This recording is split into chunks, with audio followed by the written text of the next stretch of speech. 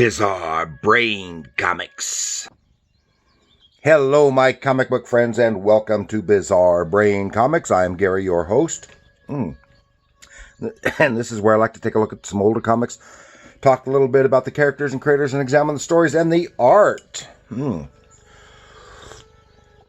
Last time, took a look at some classic Jack Kirby Captain America. This is because of the impending Independence Day. And this time I want to take another classic look at Captain America, but this time it's the classic Jim Steranko story arc. Yes, Jim Steranko became very prominent in the mid-60s when he started doing the Nick Fury Agent of S.H.I.E.L.D. title, and very quickly made it one of the most successful Marvel Comics titles at that time. And he became known for his innovative page layout, designs. He incorporated psychedelia, surrealism, and collage into his comics work. And of course, Jack Kirby had also been doing collage, incorporating that into his work as well. So they were experimenting on parallel lines. Whether one influenced the other on that regard, it's hard to say. But as skilled and stylistic as Jim Steranko's work was, it still showed a lot of Jack Kirby influence in his work. Now, in 68, and I guess it was published in 69, Steranko did a 3-issue story arc in Captain America, starting with Captain America 110, 111, and then skipped an issue because of missed deadlines to conclude in issue 113 of Captain America. And out of that came many iconic images that were used and reused by Marvel Comics for Cap. And he was doing a lot of comic covers also, which became very iconic, especially that one particular Hulk cover, in which the title, I don't have a copy of it, so I can't show you. The title of the Incredible Hulk was a massive mass of stone weighing down the Hulk as he was in his massively muscled physique, which was itself an homage to the classic Farisi Atlas sculpture, marble sculpture of a 1900-year-old Roman marble sculpture of Atlas. And that wasn't so he homaged a lot of fine art in his work. And I have here also, so that you can see, this is the original cover for that first issue that he did from 110, but this is from Marvel Super Special, or Marvel Super Action number 12, from mid 70s. I've forgotten what year this is, but it doesn't matter. When they were reprinting those Jim Steranko issues. And I think I have one or more of the others someplace, but I have this, and you can get a really good view of that cover. And then this is the reproduction of that second issue. And this book, this is a hardback book from 1981, which reprinted those 1968-69 issues.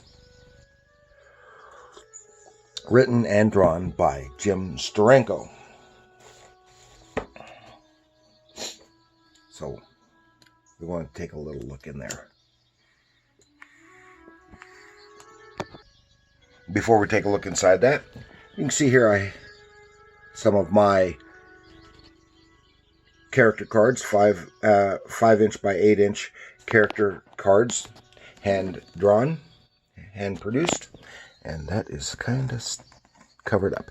And if you like any of these that you see here, any that you see that I have already done, that I show on my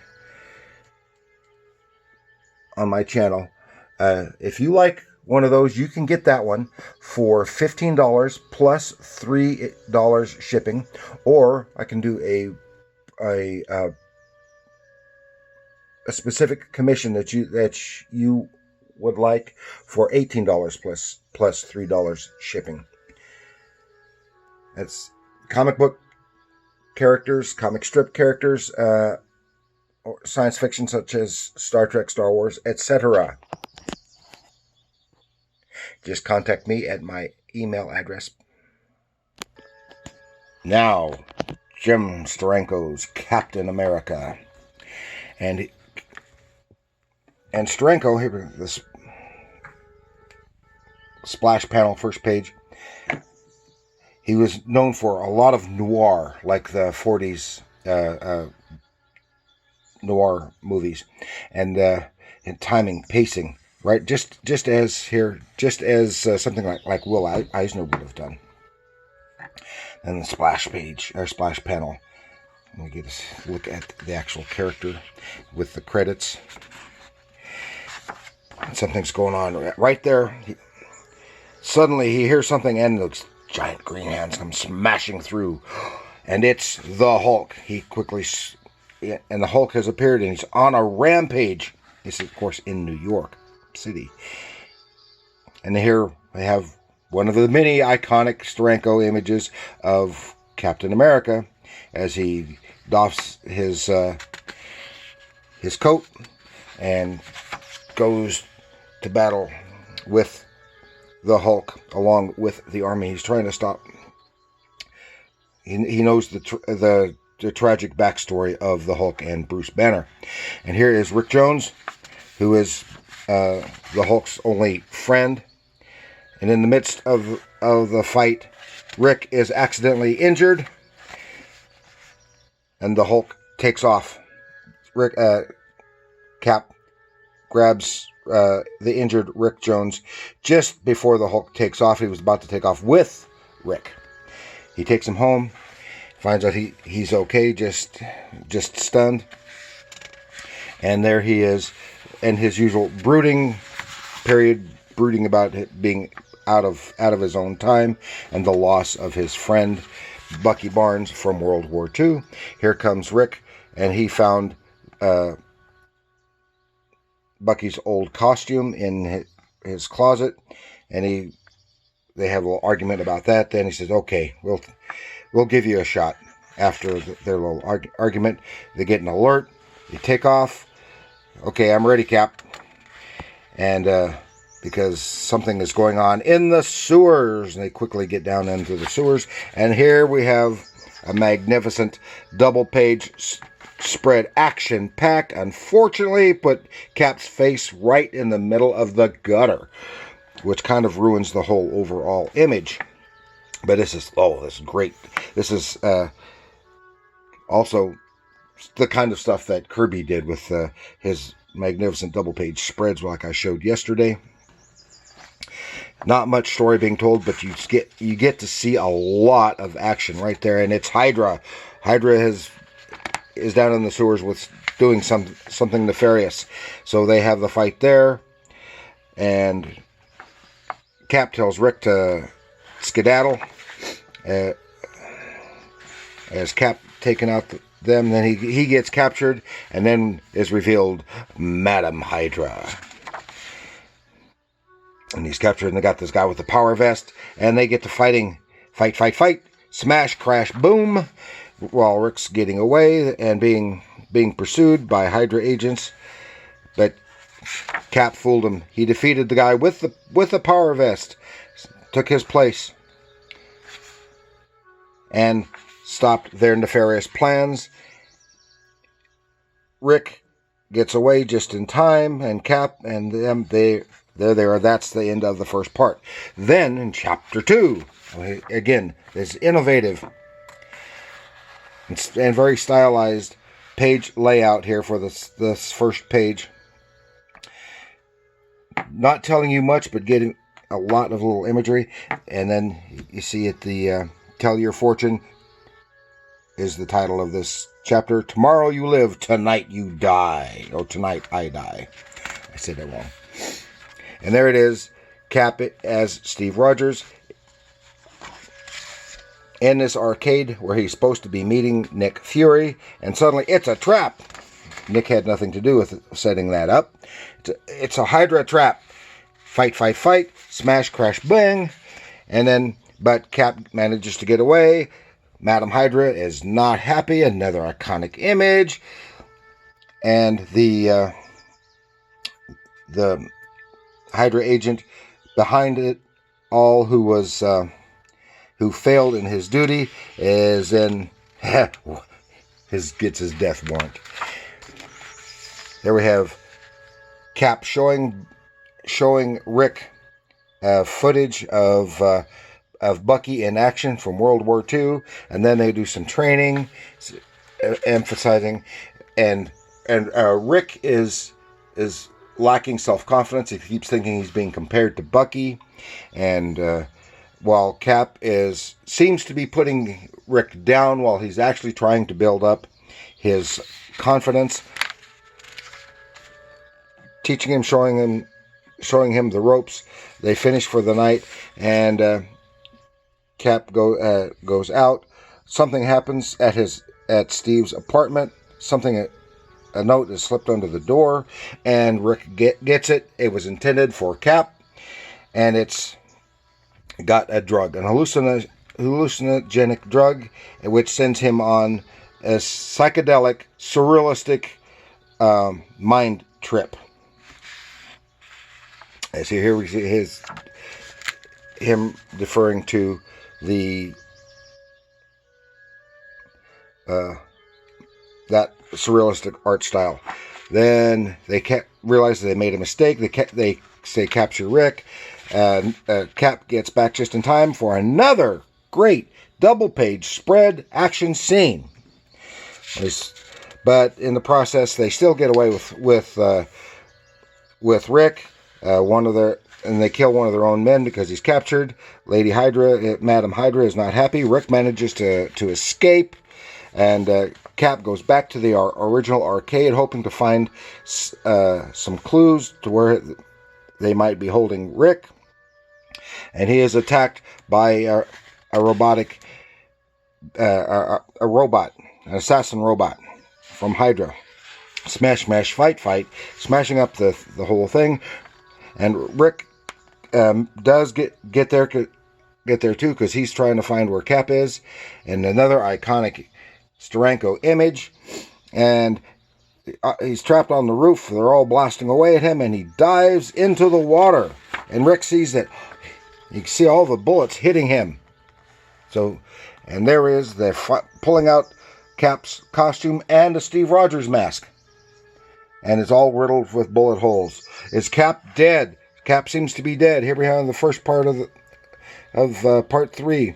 First page of part 3. The strange death of Captain America, as reported by news team Lee, Steranko, Palmer, and Simak. Some interesting story in here, and Madam Hydra was watching everything. Again, the beautiful, gorgeous artwork, and the collage montage here of Madam Hydra's background, growing up and getting into crime and stuff in war-torn Europe, until she finally becomes the head of Hydra by hook and crook and murder.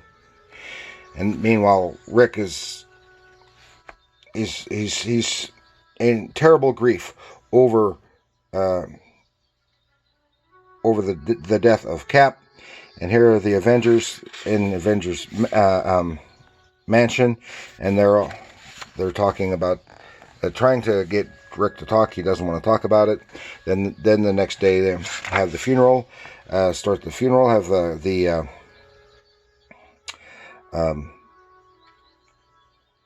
funeral proceedings. All this stuff with then Nick Fury giving a eulogy. Having the casket filled with a dummy with Cap's bullet-ridden costume.